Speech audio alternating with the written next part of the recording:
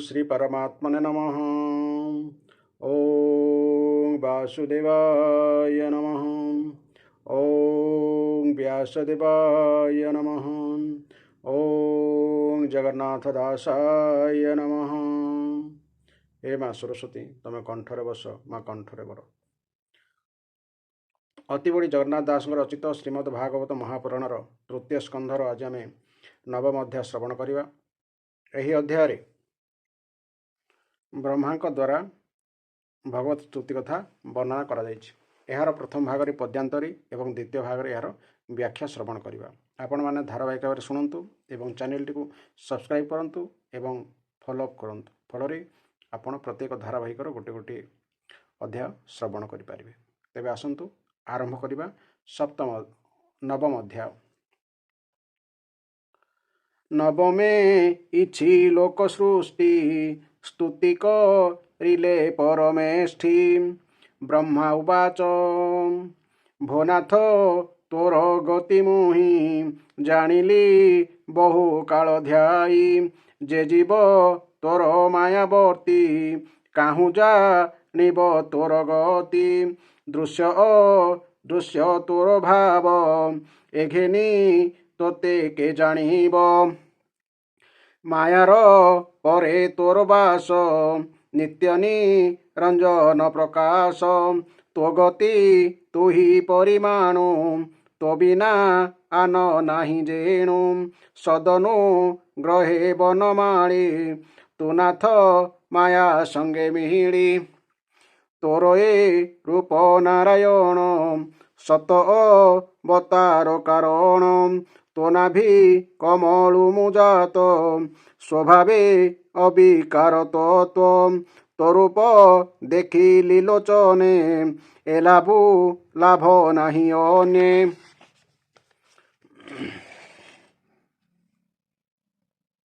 आनंद रूप तो शरीर अभिध तेज रूप तोर।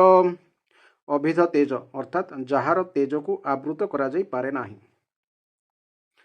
तु विश्व सृष्टि मूल एक तोतहु प्रकाश अनेक। भूत इंद्रिय आत्मा तु ही तो पादे आश्रय कली मोहि। तुझे संसार आदि मूल तो रूप भुवन मंगल। धारणा ध्याने मन देई प्राणित रंती जहा ध्याई। तो अनुभावे भवतम हरई पुरुष उत्तम। श्रीवासुदेव नमस्तुते मन वचन ज्ञान मते। जेतोते अनादर करे नरक मार्गे से संचरे। अनित्य संगे तार बास तो भावे होंती से निराश। तो पाद पद्म गंध जार आघ्राण करे नासा द्वार। श्रुतिजु गले नाम शुणे जे अबा जिह्वा अग्रे गुणे। परम भक्ति जोग बले जे नमे तो पाद कमले। तारुद पद्म मध्य थाऊ केबे केणी की न जाऊ।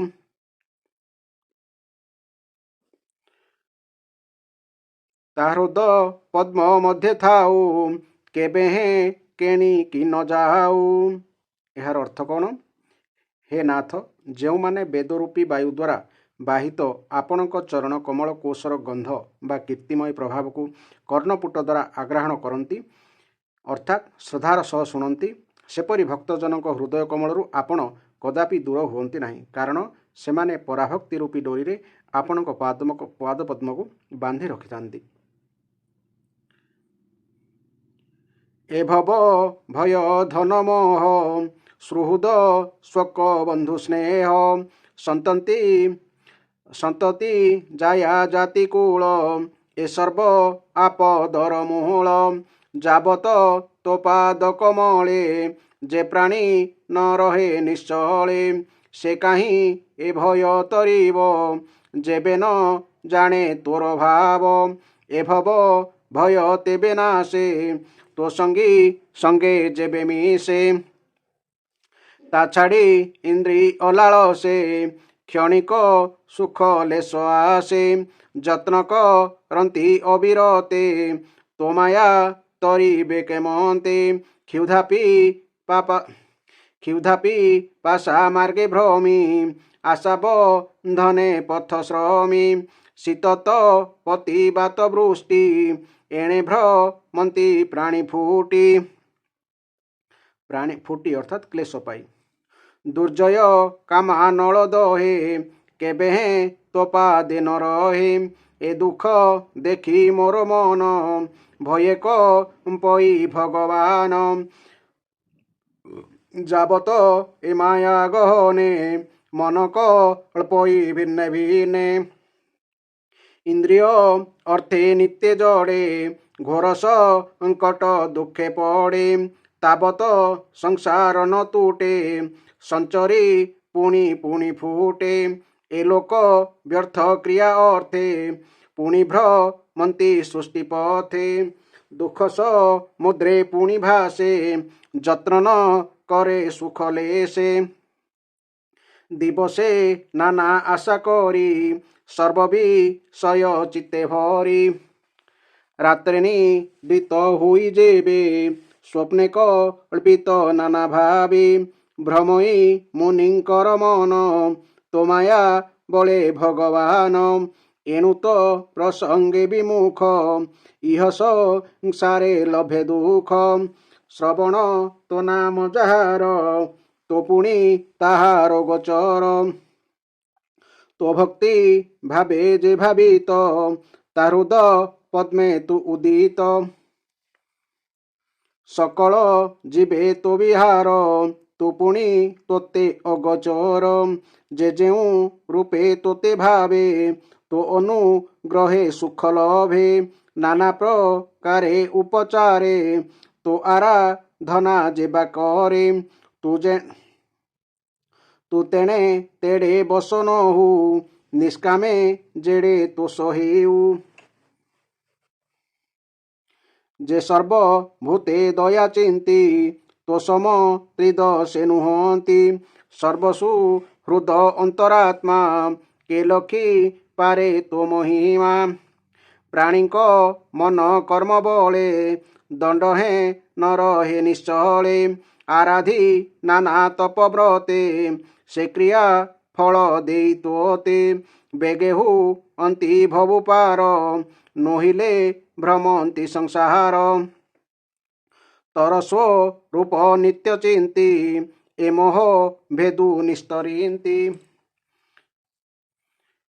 विश्व उत्पत्ति स्थिति नाश तो माया लीलारु प्रकाश एमंत महिमा तोहर भोदेव तते नमस्कार तोब तार गुण कर्म से अनुरूपे जेबा नाम मरणे गुणंती जे मुखे बेगे तरंती महासुखे अनेक जन्म पाप भ्रांति निर्भये बेगे से तरंती अमृत लभि अप्रमादे सुखे पसंती मोक्ष पदे एमंत प्रभु पाद मूले शरण पशिली निश्चले तुनाथ परम मंगल उद्भव स्थिति अंतमूल भुवन द्रुम तो महिमा के जानी पारे अंतसीमा मुआदि भव विष्णुतिनी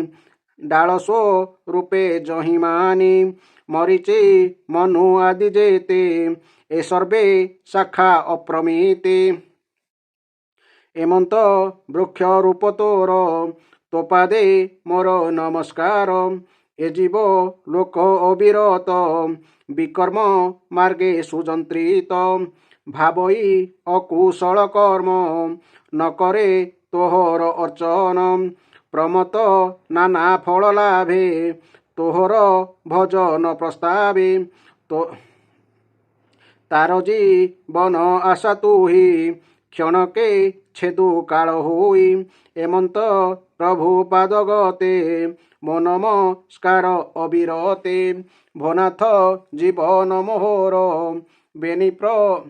बेनिपरार्ध अधिकार सकल लोक नमस्कृत सप्तमंडल घरे स्थित अनेक तपे अधिकारी तो काल रूपे तेबे तरी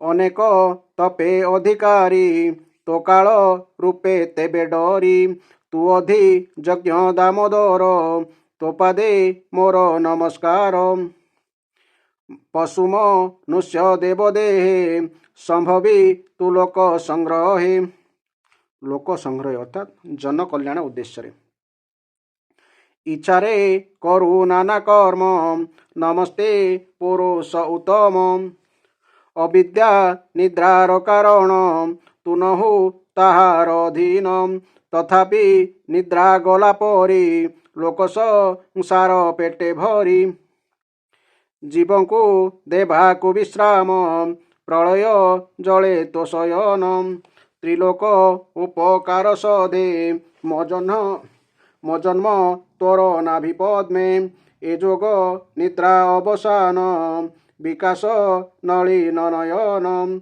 जयतु प्रभु भगवान अशेष जंतुक जीवन तोर आदेश शिरे धरी मुए संसारे अधिकारी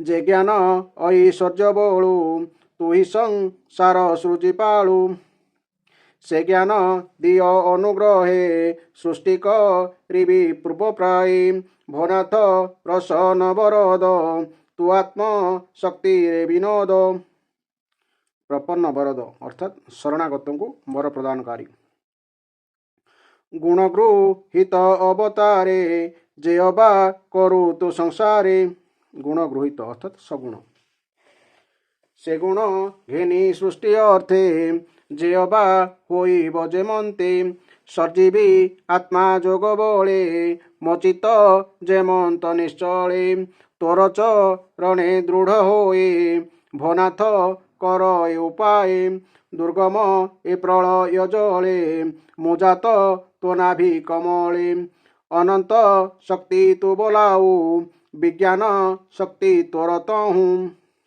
लभिस जीवी एसयल भनाथ एमंत तू कर सर्जुबी चित्र विश्वरूप मो ब्रह्म तेज नहुलोप अशेष करुणा सागर भनाथ महिमा तोहर रंग धरे मंदहास देखाई मोर मन तोष ए विश्व संसार कुशले मुजेणु अच्छी महाजले सृष्टि कल्पना चिंता अर्थे मुहि भालई अविरते तू उठी मधुर वचने चिंतानी बार मोर मने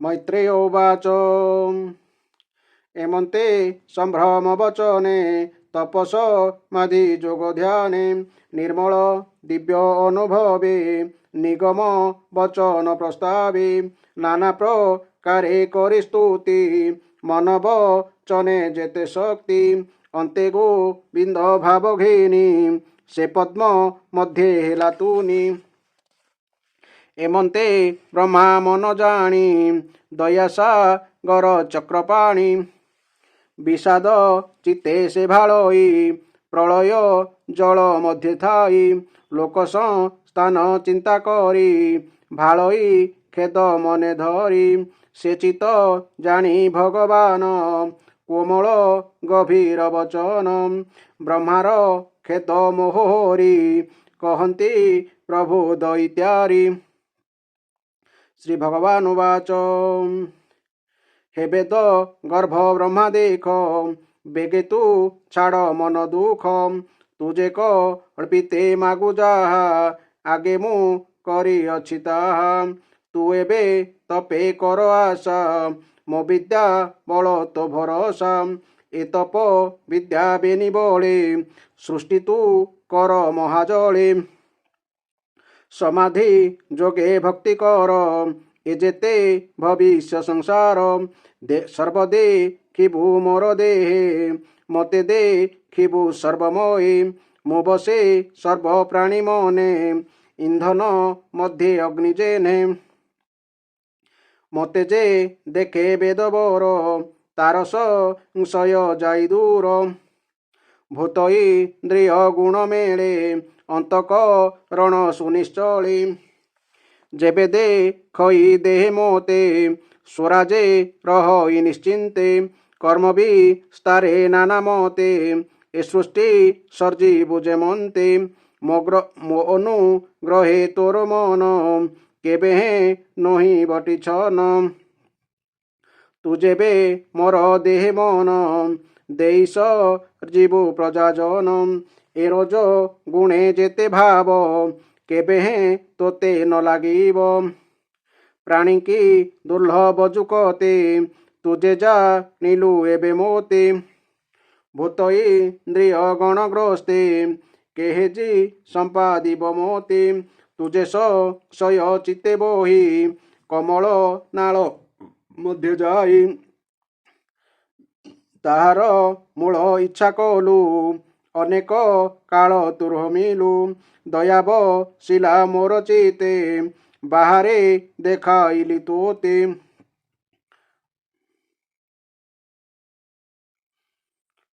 ତୁ ଯେବେ କଲୁ ମତେ ସ୍ତୁତି କହଇ ଶୁଣ ବେଦପତି। ଯେ ତପ ନିଷ୍ଠା ତୋର ଦେହେ ଲଭିଲୁ ମୋର ଅନୁଗ୍ରହେ। ସୁପ୍ରୀତି ହୋଇଲି ମୁଁ ତୋତେ କଲ୍ୟାଣ ଲଭ ତୁ ଜଗତେ। ଲୋକମଙ୍ଗଳ ଅର୍ଥେ ତୋର ମହିମା ବନିଲୁ ମୋହର। ଏ ସ୍ତୋତ୍ରେ ମତେ ଯେ ଭଜିବ ସଂସାର ଭୟରୁ ଡରିବ। ମୁଁ ବର ଦାତା ଭଗବାନ ତାହାକୁ ହୁଅଇ ପ୍ରସନ୍ନ। ସମାଧି ତପ ଯଜ୍ଞ ମତେ ଜ୍ଞାନ ବୈରାଗ୍ୟ ଇଷ୍ଟାପୂର୍ତ୍ତେ। ମୋର ନିଶ୍ଚଳ ପ୍ରୀତି ଭାବ ଏ ସର୍ବ କର୍ମ ଫଳ ଲାଭ। ମୁଁ ଆତ୍ମା ଜଗତ ଜୀବର ସଂଶୟ ଚିତେ ଅଗୋଚର। ଏଣୁ ଯେ ମୋ ବିଷୟ ଭୋଜେ ସ୍ୱଭାବେ ସର୍ବ ମାୟା ତେଜେ। ମାୟାରେ ଆତ୍ମା ବୁଦ୍ଧି ଧର ପୂର୍ବର ପ୍ରାୟ ସୃଷ୍ଟି କର। ସକଳ ବେଦ ଭାବେ କରି ମୋହର ଭାବ ହୃଦେ ଧରି। ଯେ ପ୍ରାଣୀ ମୋର ଦେହେ ଥିଲେ ପ୍ରଳୟ ଜଳେ ନାଶ କାଳେ। ତାହାଙ୍କୁ କର୍ମର ଆୟତେ ପୁଣି ପ୍ରକାଶ ଏ ଜଗତେ। ମୈତ୍ରେୟ ଉବାଚ ଏମନ୍ତ ବ୍ରହ୍ମା ଆଗେ କହି ଅନ୍ତର ହେଲେ ଭାବଗ୍ରାହୀ। ସେ ହରି ଚରଣ ପଙ୍କଜେ ବ୍ରାହ୍ମଣ ଜଗନ୍ନାଥ ଭଜେ। ଇତି ଶ୍ରୀମଦ୍ଭାଗବତେ ମହାପୁରାଣେ ପରମହଂସ ସଂହିତାୟାଂ ତୃତୀୟ ସ୍କନ୍ଧେ ବ୍ରହ୍ମସ୍ତୁତିର୍ନାମ ନବମୋଧ୍ୟାୟଃ। ଆଜିର ଅଧ୍ୟାୟ ଟିକେ ସ୍ୱର ଟିକେ ଏପଟ ସେପଟ ହେଇଗଲା। ବର୍ତ୍ତମାନ ଯିବା ଆମେ ଏହାର ବ୍ୟାଖ୍ୟା ଶୁଣିବା ପାଇଁ। ବ୍ରହ୍ମାଙ୍କ ଦ୍ୱାରା ଭଗବତ ସ୍ତୁତି ଅର୍ଥାତ୍ ବ୍ରହ୍ମା ଭଗବାନଙ୍କୁ ଦର୍ଶନ କଲା ପରେ ତାଙ୍କ ପ୍ରତି କ'ଣ ଗୋଟେ ସ୍ତୁତି କରିଛନ୍ତି ଏହି ଅଧ୍ୟାୟରେ ଆମେ ଶ୍ରବଣ କରିବା। ବ୍ରହ୍ମା ସ୍ତୁତି କଲେ, ହେ ପ୍ରଭୁ, ବହୁ ସମୟ ପରେ ମୁଁ ଆପଣଙ୍କୁ ଜାଣିପାରିଲି। ହାୟ, ଏହା କେଡ଼େ ଦୁର୍ଭାଗ୍ୟ ବିଷୟ ନୁହେଁ ଯେ ଦେହଧାରୀ ଜୀବ ଆପଣଙ୍କୁ ଆଦୌ ଜାଣିପାରେ ନାହିଁ। ହେ ଭଗବାନ, ଆପଣଙ୍କ ବ୍ୟତୀତ ଅନ୍ୟ କୌଣସି ବସ୍ତୁ ନାହିଁ। ଯଦି ବା କୌଣସି ବସ୍ତୁ ଦେଖାଯାଏ ତାହା ସ୍ୱରୂପତଃ ସତ୍ୟ ନୁହେଁ, କାରଣ ମାୟାର ଗୁଣମାନଙ୍କ ମଧ୍ୟରେ କ୍ଷୋଭ ସୃଷ୍ଟି ହେଲେ କେବଳ ଆପଣ ହିଁ ସେଭଳି ଅନେକ ରୂପରେ ଦେଖାଯାଆନ୍ତି। ହେ ଦେବ, ଆପଣଙ୍କର ବାସ୍ତବିକ ସ୍ୱରୂପ ହେଉଛି ପରମ ଜ୍ଞାନମୟ ଓ ଆନନ୍ଦ ପ୍ରଦାୟକ। ଅଜ୍ଞାନ ଆପଣଙ୍କ ଠାରୁ ଦୂରରେ ରହେ। ଆପଣଙ୍କର ଏହି ଯେଉଁ ରୂପର ନାଭି କମଳରୁ ମୁଁ ପ୍ରକଟ ହେଲି, ଏହା ହେଉଛି ସହସ୍ର ସହସ୍ର ଅବତାରର ଏକମାତ୍ର ବୀଜ ବା ମୂଳ କାରଣ। ସତ୍ପୁରୁଷମାନଙ୍କୁ କୃପା କରିବା ନିମନ୍ତେ ହିଁ ଆପଣ ଏହି ରୂପ ଅଭିବ୍ୟକ୍ତ କରିଛନ୍ତି। ହେ ପରମାତ୍ମନ୍, ଆପଣଙ୍କର ଏହି ସ୍ୱରୂପ ହେଉଛି ଆନନ୍ଦମୟ, ଭେଦରହିତ, ଅଖଣ୍ଡ ଓ ତେଜମୟ। ଏହା ଛଡ଼ା ମୁଁ ଆପଣଙ୍କର ଅନ୍ୟ ରୂପ ଦେଖୁନାହିଁ। ଆପଣ ହିଁ ବିଶ୍ୱ ନିର୍ମାଣ କରନ୍ତି, ପୁଣି ଆପଣ ବିଶ୍ୱାତୀତ। ମୁଁ ଦେଖୁଛି ଆପଣ ହେଉଛନ୍ତି ପଞ୍ଚଭୂତ ଓ 10 ଇନ୍ଦ୍ରିୟ ସ୍ୱରୂପ ମଧ୍ୟ। ଏପରି ଭାବରେ ମୁଁ ଆପଣଙ୍କର ନିର୍ଗୁଣ ଓ ସଗୁଣ ଉଭୟ ରୂପର ଶରଣ ଗ୍ରହଣ କରୁଛି। ହେ ବିଶ୍ୱମଙ୍ଗଳକାରୀ ପରମାତ୍ମନ୍, ଆପଣଙ୍କୁ ଧ୍ୟାନ କରୁ କରୁ ମୋତେ ନିଜ ଅନ୍ତରର ମଧ୍ୟ ଆପଣଙ୍କର ଏହି ସ୍ୱରୂପର ଦର୍ଶନ ମିଳିଗଲା। କିନ୍ତୁ ପାପାତ୍ମା ବିଶ୍ୱାସକ୍ତ ଜୀବମାନେ ଆପଣଙ୍କର ଏହି ରୂପକୁ ଅନାଦର କରି ନରକରେ ପଡ଼ନ୍ତି। ମୁଁ ଆପଣଙ୍କର ଏହି ରୂପକୁ ବାରମ୍ବାର ପ୍ରଣାମ କରୁଛି। हे ସ୍ୱାମୀ, ବେଦ ରୂପୀ ବାୟୁ ବହନ କରି ଆଣିଥିବା ଆପଣଙ୍କ ଚରଣ କମଳ କୋଶର ସୁଗନ୍ଧକୁ ଯେଉଁ ଲୋକେ ନିଜ କର୍ଣ୍ଣ କୁହର ଦ୍ୱାରା ସେବନ କରନ୍ତି ସେମାନେ ବାସ୍ତବରେ ପରାଭକ୍ତି ରୂପୀ ଡୋରିରେ ଆପଣଙ୍କର ଚରଣ କମଳକୁ ସେମାନଙ୍କ ହୃଦୟରେ ବାନ୍ଧି ରଖନ୍ତି। ତେଣୁ ଆପଣ ସେମାନଙ୍କ ହୃଦୟ କମଳକୁ ଛାଡ଼ି କଦାପି ଦୂରକୁ ଯାଆନ୍ତି ନାହିଁ। ଜୀବ ଯେ ପର୍ଯ୍ୟନ୍ତ ଆପଣଙ୍କ ଅଭୟପ୍ରଦ ଚରଣାବିନ୍ଦର ଆଶ୍ରୟ ନେଇନଥାଏ ତାଙ୍କୁ ସେ ପର୍ଯ୍ୟନ୍ତ ଧନଜନ, ଘରଦ୍ୱାର, ବନ୍ଧୁବାନ୍ଧବ, ଭୟ, ଶୋକ, ଲାଳସା, ଦୀନତା ଓ ଅତିଶୟ ଲୋଭ ଆଦି ଯନ୍ତ୍ରଣା ଦେଉଥାନ୍ତି ଏବଂ ସେ ପର୍ଯ୍ୟନ୍ତ ତାହାର ମୁଁ ଓ ମୋର ରୂପୀ ଦୁରାଗ୍ରହ ରହିଥାଏ, ଯାହାକି ଦୁଃଖର ଏକମାତ୍ର କାରଣ। ଆପଣଙ୍କ ଚରଣରେ ଭକ୍ତି ହୋଇଗଲେ ସକଳ ପ୍ରକାର ଅମଙ୍ଗଳ ନଷ୍ଟ ହୋଇଯାଏ। କିନ୍ତୁ ହାୟ, ଯେଉଁମାନେ ସେହି ଭକ୍ତିଠାରୁ ଦୂରେଇ ରହନ୍ତି, ଆପଣଙ୍କର ମଙ୍ଗଳ ଗୁଣମାନଙ୍କୁ ପ୍ରକାଶିତ କରୁଥିବା ଶ୍ରବଣ କୀର୍ତ୍ତନ ଆଦି ଭକ୍ତି ଯାହାଙ୍କୁ ଭଲ ଲାଗେ ନାହିଁ, ସେହି ବିଚରାଙ୍କ ବୁଦ୍ଧିକୁ ତ ଜାଣନ୍ତୁ ଦୈବ ହିଁ ହରଣ କରିନେଇଛି। କାରଣ ସେମାନେ କେବଳ ଇନ୍ଦ୍ରିୟଜନିତ ନାମକୁ ମାତ୍ର ସୁଖ ନିମନ୍ତେ ବ୍ୟାକୁଳ ହୋଇ ନିରନ୍ତର ଦୁଷ୍କର୍ମରେ ହିଁ ବୁଡ଼ି ରହିଥାନ୍ତି। ସେପରି ଲୋକେ ବାରମ୍ବାର କ୍ଷୁଧା ତୃଷା ହେତୁ, ବାତ ପିତ୍ତ କଫ ହେତୁ ଆଦି ତ୍ରିଧାତୁ ହେତୁ, ଶୀତ ଉଷ୍ମ ବାୟୁ ଓ ବର୍ଷା ହେତୁ ପାରସ୍ପରିକ କଳହ ହେତୁ ତଥା ଦୁଃସହ କାମକ୍ରୋଧ ହେତୁ ବାରମ୍ବାର କଷ୍ଟ ପାଆନ୍ତି।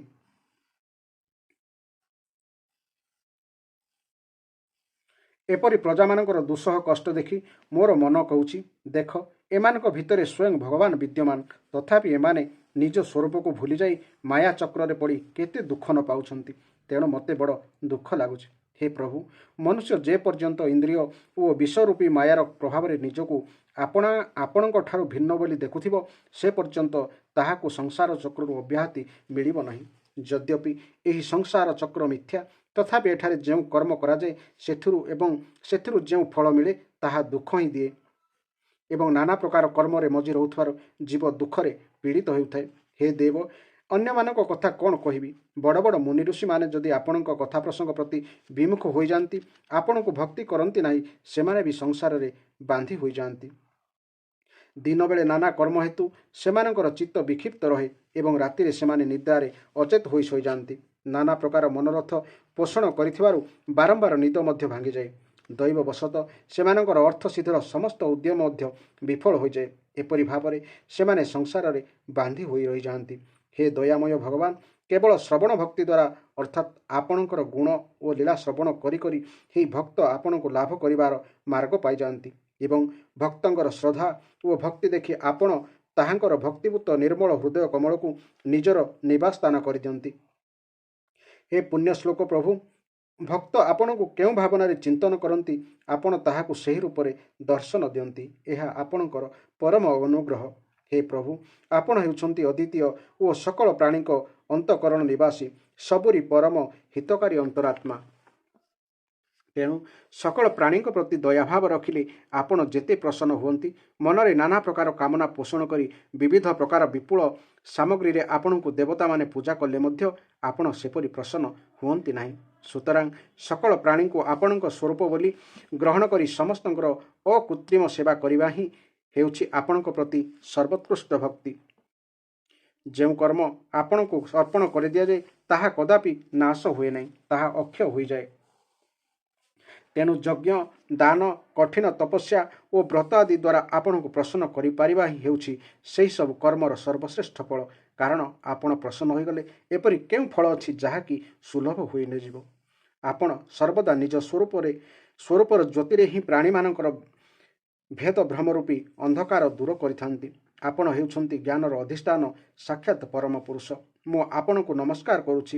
ସଂସାରର ଉତ୍ପତ୍ତି, ସ୍ଥିତି ଓ ସଂହାର ନିମନ୍ତେ ମାୟାର ଯେଉଁ ଲୀଳା ଚାଲେ ତାହା ହେଉଛି ଆପଣଙ୍କର ହିଁ ଖେଳ। ତେଣୁ ହେ ପରମେଶ୍ୱର, ଆପଣଙ୍କୁ ମୁଁ ବାରମ୍ବାର ନମସ୍କାର କରୁଛି।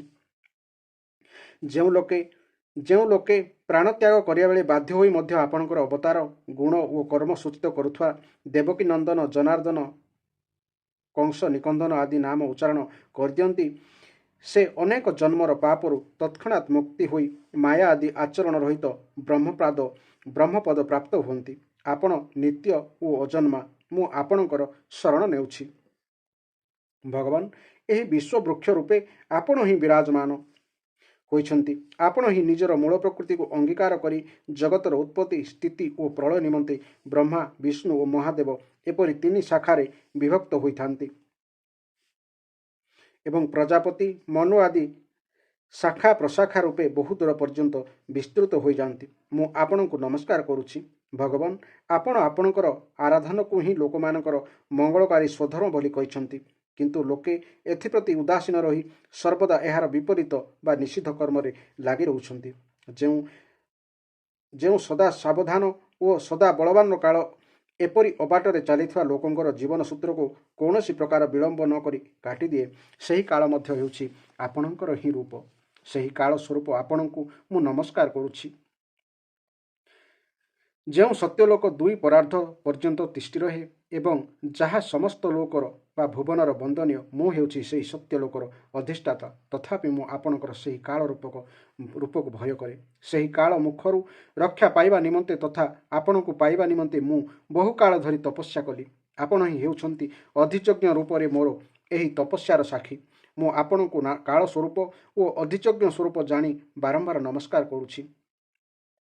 ଆପଣ ହେଉଛନ୍ତି ପୂର୍ଣ୍ଣ କାମ। ଆପଣଙ୍କର କୌଣସି ବିଷୟ ସୁଖଲାଭର ଇଚ୍ଛା ନାହିଁ। ତଥାପି ଆପଣ ନିଜ ରଚିତ ଧର୍ମ ମର୍ଯ୍ୟାଦା ରକ୍ଷା କରିବା ନିମନ୍ତେ ନିଜ ଇଚ୍ଛାରେ ପଶୁ ପକ୍ଷୀ ମନୁଷ୍ୟ ଓ ଦେବତା ଆଦି ପ୍ରାଣୀ ରୂପରେ ନାନା ଯୋନିରେ ଶରୀର ଧାରଣ କରି ଅନେକ ଲୀଳା କରନ୍ତି। ହେ ପୁରୁଷୋତ୍ତମ ଭଗବାନ, ଆପଣଙ୍କୁ ମୋର ନମସ୍କାର। ପ୍ରଭୁ, ଆପଣ ଅବିଦ୍ୟା, ଅସ୍ମିତା, ରାଗ, ଦ୍ୱେଷ ଓ ଅଭିନିବେଶ ରୂପୀ ପଞ୍ଚକ୍ଲେଶ ଭିତରୁ କୌଣସିଟି ଦ୍ୱାରା ବି ଗ୍ରସ୍ତ ହୁଅନ୍ତି ନାହିଁ। ବର୍ତ୍ତମାନ ସମସ୍ତ ଲୋକଙ୍କୁ ନିଜ ଅନ୍ତରରେ ଲୀନ କରିଦେଇ ଭୟଙ୍କର ତରଙ୍ଗମାଳା ଦ୍ୱାରା ବିକ୍ଷୁବ୍ଧ ପ୍ରଳୟ ଜଳରେ ଅନନ୍ତଙ୍କର କୋମଳ ଶଯ୍ୟାରେ ଶୟନ କରିଛନ୍ତି। ଏପରି କରି ଆପଣ ନିଜ ଉଦରରେ ଲୀନ ହୋଇଥିବା ସକଳ ପ୍ରାଣୀଙ୍କୁ ତଥା ପୂର୍ବକଳ୍ପର କର୍ମ ପରମ୍ପରା ଦ୍ୱାରା କ୍ଳାନ୍ତ ହୋଇଯାଇଥିବା ଜୀବମାନଙ୍କୁ ବିଶ୍ରାମ ପ୍ରଦାନ କରୁଛନ୍ତି। ଆପଣଙ୍କର ଏହି ଲୀଳାରେ ମଧ୍ୟ ଜୀବମାନଙ୍କ ପ୍ରତି ଅପାର କରୁଣା ଭାବ ହିଁ ପୂର୍ଣ୍ଣ ହୋଇ ରହିଛି। ଆପଣଙ୍କର ନାଭି କମଳ ରୂପ ଭବନରେ ମୋର ଜନ୍ମ ହୋଇଛି ଏବଂ ଆପଣଙ୍କ କୃପାରୁ ମୁଁ ତ୍ରିଲୋକ ରଚନା ରୂପୀ ଉପକାରରେ ପ୍ରବୃତ୍ତ ହୋଇଛି। ସକଳ ବିଶ୍ୱ ଆପଣଙ୍କ ଉଦରରେ ବିଦ୍ୟମାନ। ବର୍ତ୍ତମାନ ଯୋଗ ନିଦ୍ରା ଭାଙ୍ଗିଯିବାରୁ ଆପଣଙ୍କର ନେତ୍ର କମଳ ଉନ୍ମିଳିତ ହୋଇଛି। ଆପଣଙ୍କୁ ମୋର ନମସ୍କାର। ଆପଣ ସମଗ୍ର ଜଗତର ଏକମାତ୍ର ସୁହୃଦ୍ ଆତ୍ମା ଓ ଶରଣାଗତ ବତ୍ସଳ। ତେଣୁ ଆପଣ ଯେଉଁ ଜ୍ଞାନ ଓ ଐଶ୍ୱର୍ଯ୍ୟରେ ବିଶ୍ୱକୁ ଆନନ୍ଦିତ କରନ୍ତି, ମୋ ବୁଦ୍ଧିକୁ ମଧ୍ୟ ସେଥିରେ ସଂଯୁକ୍ତ କରିଦିଅନ୍ତୁ, ଯାହାଫଳରେ କି ମୁଁ ପୂର୍ବ କଳ୍ପ ପରି ବର୍ତ୍ତମାନ ମଧ୍ୟ ଜଗତ ସର୍ଜନା କରିପାରିବି। ଆପଣ ହେଉଛନ୍ତି ଭକ୍ତ ବାଞ୍ଛା କଳ୍ପତରୁ। ନିଜର ଶକ୍ତି ଲକ୍ଷ୍ମୀଙ୍କ ସହିତ ଅନେକ ଗୁଣାବତାର ଗ୍ରହଣ କରି ଆପଣ ଯେଉଁ ଯେଉଁ ଅଦ୍ଭୁତ କର୍ମ କରିବେ, ମୋର ଏହି ସୃଷ୍ଟି ରଚନା କରିବା ଉଦ୍ୟମ ମଧ୍ୟ ସେଥିମଧ୍ୟରୁ ଗୋଟିଏ। ତେଣୁ ସୃଷ୍ଟି ରଚନା ସମୟରେ ଆପଣ ମୋ ଚିତ୍ତକୁ ଏଭଳି ପ୍ରେରିତ କରନ୍ତୁ ବା ଶକ୍ତି ପ୍ରଦାନ କରନ୍ତୁ, ଯାହାଫଳରେ କି ମୁଁ ସୃଷ୍ଟି ରଚନା ବିଷୟକ ଅଭିମାନ ରୂପୀ ମଳରୁ ମୁକ୍ତ ରହିବି। ପ୍ରଭୁ, ଆପଣ ସ୍ୱୟଂ ଅନନ୍ତ ଶକ୍ତି ପରମ ସ୍ୱରୂପ। ଏହି ପ୍ରଳୟକାଳୀନ ଜଳରେ ଶୟନ କରିଥିବା ବେଳେ ଆପଣଙ୍କର ନାଭି କମଳରୁ ମୁଁ ଉଦ୍ଭବ ହୋଇଛି ଏବଂ ମୁଁ ହେଉଛି ଆପଣଙ୍କର ହିଁ ବିଜ୍ଞାନ ଶକ୍ତି। ତେଣୁ ଏହି ଜଗତର ବିଚିତ୍ର ରୂପ ବିସ୍ତାର କରିବା ସମୟରେ ଆପଣଙ୍କ କୃପାର ମୋର ବେଦରୂପୀ ବାଣୀ ଲୁପ୍ତ ହୋଇ ନ ଯାଉ। ଆପଣ ତ ଅପାର କରୁଣାମୟ ପୁରାଣ ପୁରୁଷ। ତେଣୁ ପରମ ପ୍ରେମମୟୀ ମୃଦୁହାସର ସହିତ ନିଜର ନେତ୍ର କମଳ ଖୋଲନ୍ତୁ ଏବଂ ଶେଷ ଶଯ୍ୟାରୁ ଉଠି ବିଶ୍ୱର ଉଦ୍ଭବ ନିମନ୍ତେ ନିଜର ସୁମଧୁର ବାଣୀରେ ମୋର ବିଷାଦ ଦୂର କରନ୍ତୁ। ମୈତ୍ରେୟ କହିଲେ, ହେ ବିଦୁର, ଏହିପରି ତପ ବିଦ୍ୟା ଓ ସମାଧି ଦ୍ୱାରା ନିଜର ଉତ୍ପତ୍ତି ସ୍ଥାନ ଶ୍ରୀ ଭଗବାନଙ୍କୁ ଦେଖି ତଥା ନିଜର ମନ ଓ ବାଣୀର ଶକ୍ତି ଅନୁଯାୟୀ ତାହାଙ୍କୁ ସ୍ତୁତି କରି ବ୍ରହ୍ମା ଟିକିଏ କ୍ଳାନ୍ତ ପରି ହୋଇ ମୌନ ହୋଇଗଲେ। ଭଗବାନ ଶ୍ରୀ ମଧୁସୂଦନ ଦେଖିଲେ ଯେ ବ୍ରହ୍ମା ପ୍ରଳୟ ଜଳରାଶି ହେତୁ ଅତ୍ୟନ୍ତ ବିବ୍ରତ ହୋଇଯାଇଛନ୍ତି ତଥା ଲୋକ ଦୃଷ୍ଟି ବିଷୟରେ କୌଣସି ନିଶ୍ଚିତ ବିଚାର କରି ନ ପାରି ତାହାଙ୍କର ଚିତ୍ତ କ୍ଷୀର୍ଣ୍ଣ ହୋଇଯାଉଛି। ବ୍ରହ୍ମାଙ୍କର ଅଭିପ୍ରାୟ ଜାଣିପାରି ଭଗବାନ ତାହାଙ୍କର ଦୁଃଖ ଦୂର କରିବା ନିମନ୍ତେ ଗଭୀର କଣ୍ଠରେ କହିଲେ। ଶ୍ରୀ ଭଗବାନ କହୁଛନ୍ତି, ହେ ବେଦଗର୍ଭ, ତୁମେ ବିଷାଦର ବଶବର୍ତ୍ତୀ ହୋଇ ଆଳସ୍ୟଗ୍ରସ୍ତ ହୁଅ ନାହିଁ। ସୃଷ୍ଟି ରଚନା ଉଦ୍ୟମରେ ତତ୍ପର ହୋଇଯାଅ। ତୁମେ ମୋ ଠାରୁ ଯାହା ଚାହୁଁଛ ତାହା ତ ମୁଁ ପୂର୍ବରୁ ହିଁ କରିସାରିଛି। ବର୍ତ୍ତମାନ ଏହି ସୃଷ୍ଟି ରଚନାରେ ତୁମେ ନିମିତ୍ତ ମାତ୍ର ହୋଇଯାଅ। ତୁମେ ଆଉ ଥରେ ତପ କର ଏବଂ ଭାଗବତ ଜ୍ଞାନ ମନନ କର। ତାହା ଫଳରେ ତୁମେ ସକଳ ଲୋକକୁ ସ୍ପଷ୍ଟ ରୂପରେ ନିଜ ଅନ୍ତର ଭିତରେ ଦେଖିବାକୁ ପାଇବ।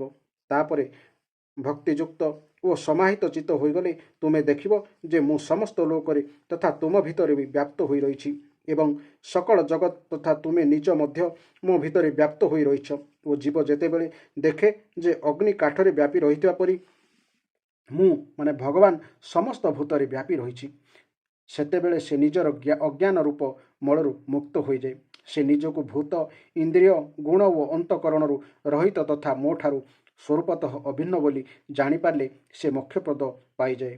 ହେ ବ୍ରହ୍ମା, ନାନା ପ୍ରକାର କର୍ମ ସଂସ୍କାର ଅନୁସାରେ ତୁମେ ଅନେକ ପ୍ରକାର ଜୀବଜଗତ ସୃଷ୍ଟି କରୁଥିଲେ ମଧ୍ୟ ତୁମର ଚିତ୍ତ ଯେଉଁ ମୋହିତ ହୁଏ ନାହିଁ, ତାହା ବାସ୍ତବରେ ମୋରି କୃପାର ଫଳ। ତୁମେ ହେଉଛ ସର୍ବପ୍ରଥମ ମନ୍ତ୍ରଦ୍ରଷ୍ଟା।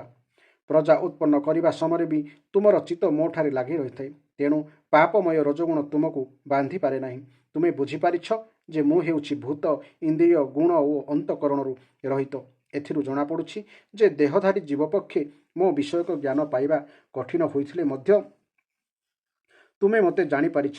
ମୋର ଆଶ୍ରୟ ହୋଇ କେହି ଅଛନ୍ତି ନା ନାହିଁ, ଏହି ସନ୍ଦେହ ମୋଚନ ପାଇଁ ତୁମେ ପଦ୍ମର ମୃଣାଳ ରନ୍ଧ୍ର ଦେଇ ଆସି ଜଳରେ ପଦ୍ମର ମୂଳ ଖୋଜୁଥିଲ। ତାହା ଜାଣି ମୁଁ ତୁମ ଅନ୍ତଃକରଣରେ ମୋର ଏହି ସ୍ୱରୂପ ଦେଖାଇଦେଲି।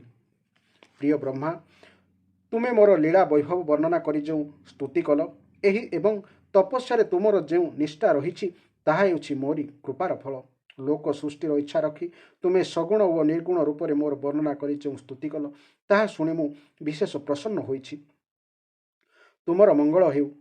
ମୁଁ ସକଳ କାମନା ଓ ସବୁ ମନୋରଥ ପୂର୍ଣ୍ଣ କରିବାକୁ ସମର୍ଥ। ଯେ ପ୍ରତ୍ୟହ ଏହି ସ୍ତୋତ୍ର ଦ୍ୱାରା ସ୍ତୁତି କରି ମୋତେ ଭଜିବେ, ମୁଁ ତାଙ୍କ ଉପରେ ଅତି ଶୀଘ୍ର ପ୍ରସନ୍ନ ହୋଇଯିବି। ତତ୍ତ୍ୱବେତ୍ତାମାନେ ମତ ଦିଅନ୍ତି ଯେ ମୋର ପ୍ରସନ୍ନତା ହିଁ ହେଉଛି ପୂର୍ତ୍ତି, ତପ, ଯଜ୍ଞ, ଦାନ, ଯୋଗ, ଧ୍ୟାନ ଓ ସମାଧି ଆଦିରୁ ମିଳୁଥିବା ଶ୍ରେଷ୍ଠତମ କଲ୍ୟାଣମୟ ଫଳ। ହେ ବ୍ରହ୍ମନ୍, ମୁଁ ହେଉଛି ଆତ୍ମାମାନଙ୍କର ମଧ୍ୟ ଆତ୍ମା ଓ ପ୍ରିୟମାନଙ୍କର ମଧ୍ୟ ପ୍ରିୟ। ଦେହ ଆଦି ମଧ୍ୟ ମୋରି ହେତୁ ପ୍ରିୟ, ତେଣୁ ମୋତେ ହିଁ ପ୍ରେମ କରିବା ଉଚିତ। ହେ ବ୍ରହ୍ମା, ତୁମେ ପୂର୍ବକଳ୍ପରେ ଯେପରି ପ୍ରଜା ସୃଷ୍ଟି କରିଥିଲ, ବର୍ତ୍ତମାନ ମଧ୍ୟ ସେହିପରି ମୋ ଭିତରେ ଲୀନ ହୋଇ ଶୟନ କରୁଥିବା ପ୍ରଜାମାନଙ୍କୁ ଓ ତ୍ରିଲୋକକୁ ତୁମର ସର୍ବବେଦମୟୀ ବୁଦ୍ଧି ବଳରେ ପୁଣି ସୃଷ୍ଟି କର। ମୈତ୍ରେୟ କହିଲେ, ପ୍ରକୃତି ଓ ପୁରୁଷର ସ୍ୱାମୀ କମଳାଭ ଭଗବାନ ସୃଷ୍ଟିକର୍ତ୍ତା ବ୍ରହ୍ମାଙ୍କୁ ଜଗତ ସୃଷ୍ଟି କରିବାର ଆଦେଶ ଦେଇ ନିଜର ସେହି ନାରାୟଣ ରୂପକୁ ଅଦୃଶ୍ୟ କରିଦେଲେ। ଏହି ଥିଲା ଏହି ଅଧ୍ୟାୟର ସୁନ୍ଦର ବ୍ୟାଖ୍ୟା। ତେଣୁ ଆପଣମାନେ ଧାରାବାହିକ ଭାବରେ ଶୁଣିବା ପାଇଁ ଚ୍ୟାନେଲଟିକୁ ସବସ୍କ୍ରାଇବ୍ କରନ୍ତୁ ଏବଂ ଶୁଣନ୍ତୁ ମଧ୍ୟ। ଫଳରେ ଆପଣଙ୍କର 5ଟି କ୍ଲେଶ ଅର୍ଥାତ୍ ଅବିଦ୍ୟା, ଅସ୍ମିତା, ରାଗ, ଦ୍ୱେଷ ଓ ଅଭିନିବେଶ ରୂପୀ ଏହି କ୍ଲେଶ ଭିତରୁ ବା କଷ୍ଟ ଭିତରୁ ଆପଣ ବାହାରି ଆସିବେ। ଫଳରେ ଆପଣଙ୍କର ଏ ଭବ ସଂସାରରେ ରହି ଆପଣ ଖୁବ୍ ଖୁସି ଅନୁଭବ କରିବେ ଏବଂ ସୁଖ ପାଇପାରିବେ। ଜୟ ଜଗନ୍ନାଥ, ଜୟ ଜଗନ୍ନାଥ, ଜୟ ଜଗନ୍ନାଥ।